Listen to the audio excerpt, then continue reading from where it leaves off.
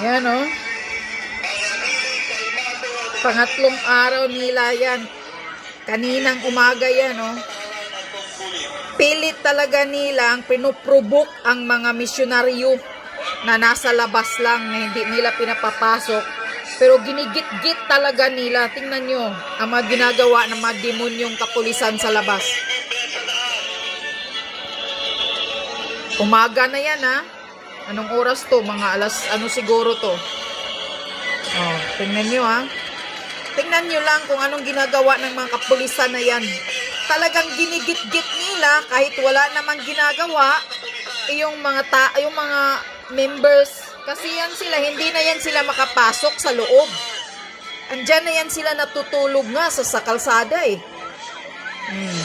Oh, tingnan nyo oh. Pilit nilang tinutulak, ginigit-git nila. Ha? Ano pa talaga ang gusto ninyo mga demonyong pulis? Ha? Gusto kasi nila talaga palalayasin dyan ang lahat sila ng mga members. Kapal ng mga mukha ninyo, ang mga may-ari ng kingdom dyan, pinapalayas ninyo.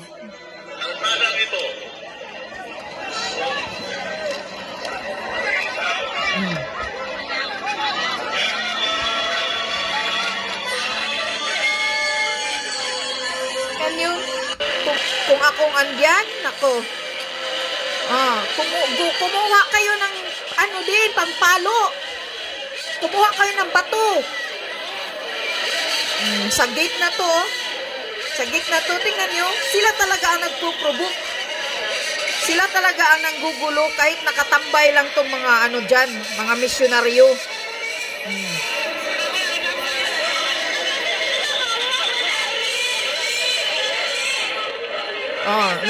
Nano na nila yung babae, oh.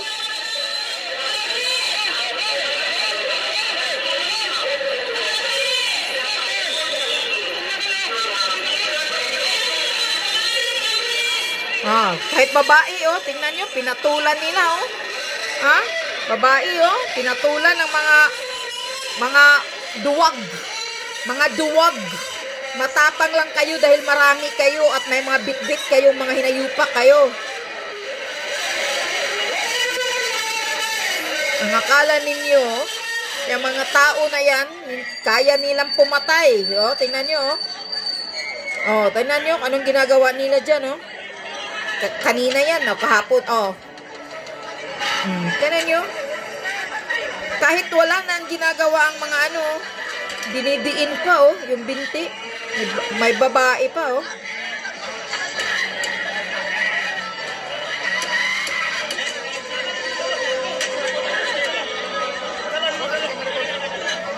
Laki lang mga tiyan ninyo, ha.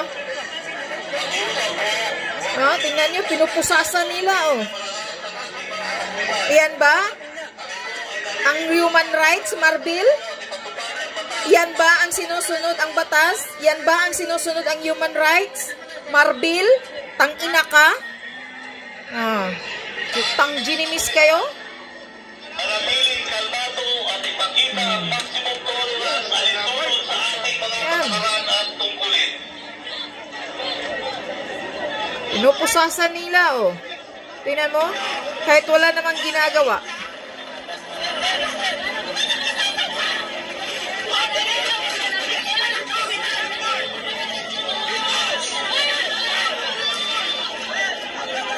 Binibita na nila, oh.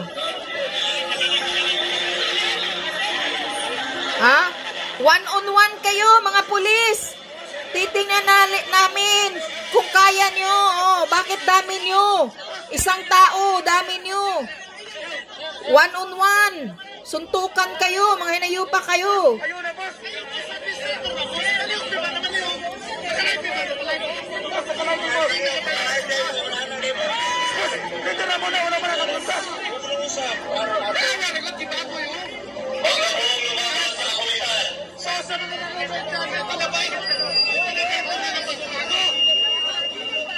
Sino ba yan? Matanda? Oh.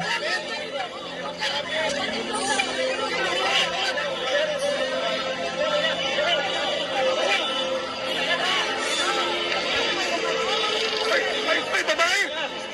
Oh, pati babae, oh.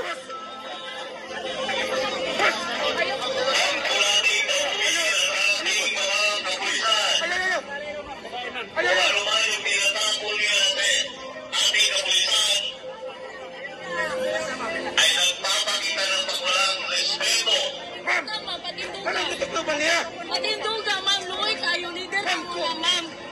Patinduga ninyo, ma'am. Oh, leader pala nila yun, oh. Tingnan nyo, ginaganyan nila. May edad na pala, oh.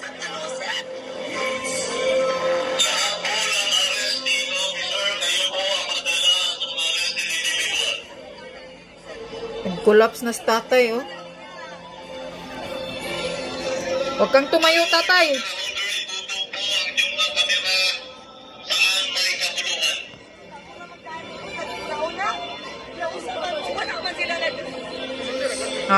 Kahit wala silang ginagawa, pero talagang pinoprovoke nila, tinutulak, pinupusasan, o yan, oh, bata yan, oh.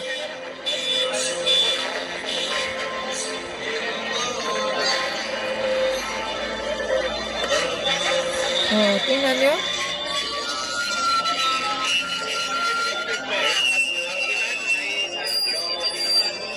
Tingnan nyo, oh. Tingnan nyo. Isa versus ilan sila, oh. Isa versus 7, ang dami nila, Mga duwag. Isang tao, 7 kayo.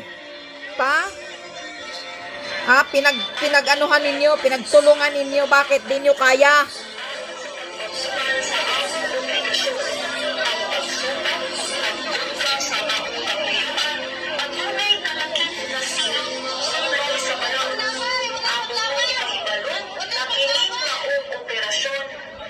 Pati sapatos niya natanggal, oh, sa ginagawa nila, oh. Umabusado mga yawa. Grabe karahas.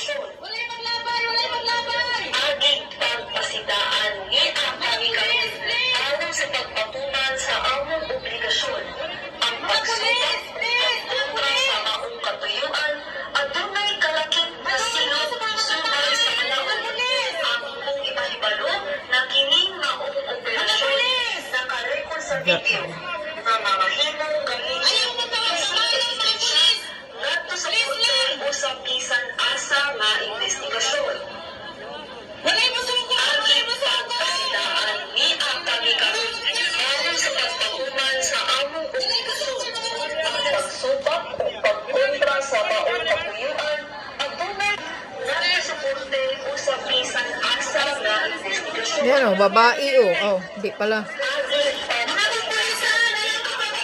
Yan, pinagpusasan nila, oh. Kawawa, mga pagod, walang tulog. Yan sila na natutulog nga lang yan sila doon sa labas, eh. Wala na. Mapamahimong gamiton isip ebidensya usang bisan asa nga investigasyon. Asa yung maximum tolerance? Yan ang maximum tolerance sa mga hudas. Ano nangyari sa'yo? Nung pinipigilan namin yung bumaba sa truck yung mga pulis. Yung isa kasi, tinutulak niya ako, nakatulak kami, nahawakan ko shield niya. Nakabalance ako, nahila ko siya, nagkahilaan kami, nakabalance ako, nahila ko siya, nasali ko siya sa pagkahila. Akala niya sinadya ko siya pagkahila. Binitawan ko na lang rin. Tapos pinipigilan namin yung iba, makapasok doon sa premise na natin. Bigla-bigla akong hinabilog ng mga kasama niya. Nagpapalog nila ako sabay-sabay. Hindi, naka. Yan, oh, ang mata niya, oh, pinapalo, sinuntok. Dumudugo.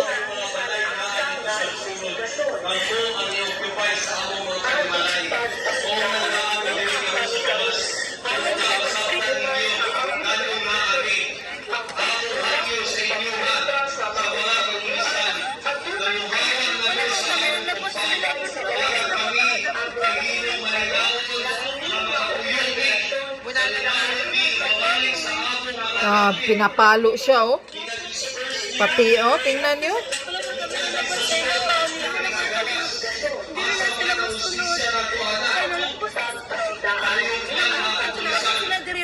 Oh, dinigit-git kasi nila talaga sila, oh. Kasi ayaw nila ng, ayaw kasi ng mga misyonaryo, iwanan yung area na yan, yung nasa gate na yan.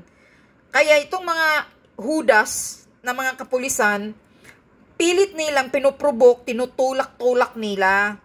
Siyempre, magtutulak, hindi naman sila lumalaban eh. Kumahawak lang naman sila eh. Nakikita naman ninyo na hindi sila lumalaban eh. Yan ba, Marbil? Sinusunod nyo ba? Wala ba kayong nilabag na human rights ng mga membro? Sa mga membro? Kapal ng mukha mo, hudas ka. Isa ka ring hudas.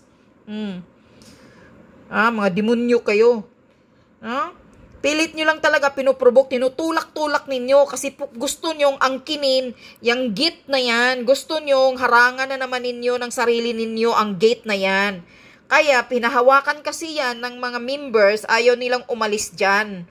Kaya pilit nilang pinuprovoke, tinulak-tulak nila para makaalis sila doon. Ganyan, kamang walang hiya itong mga kapal ng mukha, lumayas na kayong dyan. Kayo ang nanggugulo sa Davao. Kayo ang nanggugulo dyan sa Kingdom of Jesus Christ.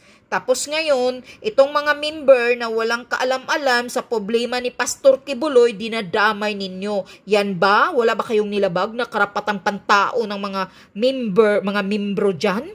Marvel? Kapal ng mukha mo. Huwag mong gamitin yung bata dyan sa human trafficking. Dahil hindi katotohanan yan. Dinidiktahan nyo yung bata dyan. Ang nanay niya kanina nagsasalita na. Ang nanay isang misyonaryo din. Andyan sa loob. Hindi yan kinikidnap. Pero pinapapriskon mo agad, Marbil, na kinikidnap daw, human trafficking daw, na may nahuli daw sila. Ang kapal ng mukha ninyo. Tapos ang bilis-bilis mag-pick up, mag-cover ng mga mainstream medyang mga walang hiya. Pag sa mga negative na mga issue, yung mga paninira, ang galing, ang bilis ng mga mainstream medyang mga walang mga prinsipyo.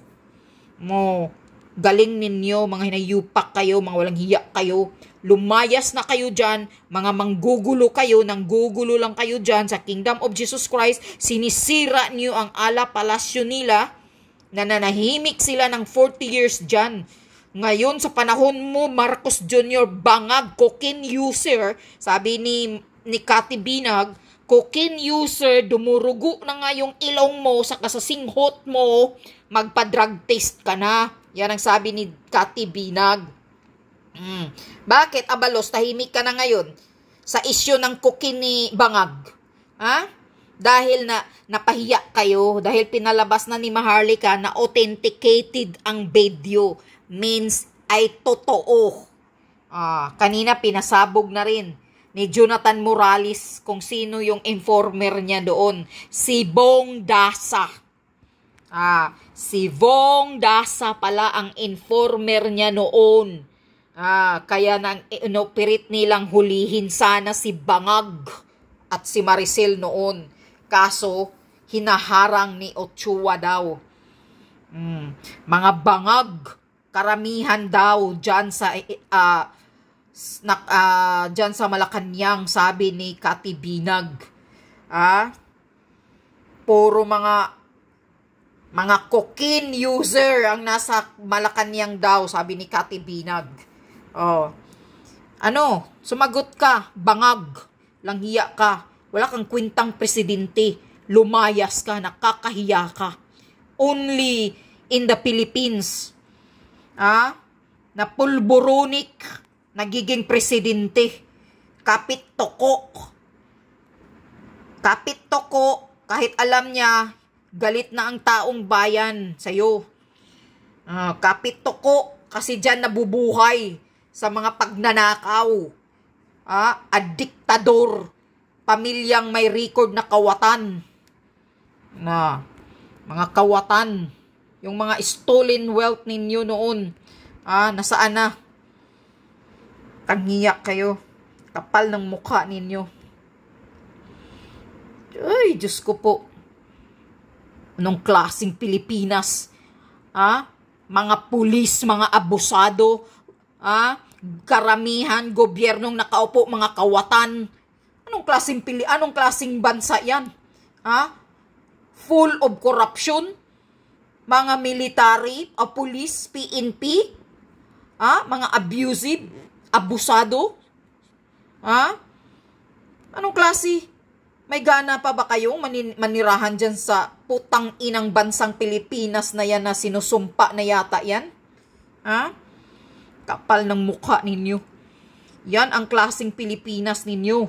Only in the Philippines having a president that is cocaine user, sabi ni Kati Binag, polboronic. Sa kasisinghot daw, dumurugo na. Minsan hindi na napapansin, dumudugo ng ilong. Yan ang pasabog ni Kati Binag. Bakit hindi nyo kasuhan si Kati Binag? Kasi totoo. First-hand information siya ang witness. Tsaka yung video na pinalabas ni Maharlika, it's authenticated sa Amerika. Mga walang hiya kayo. Yawa kayo. Mamatay sana kayong lahat.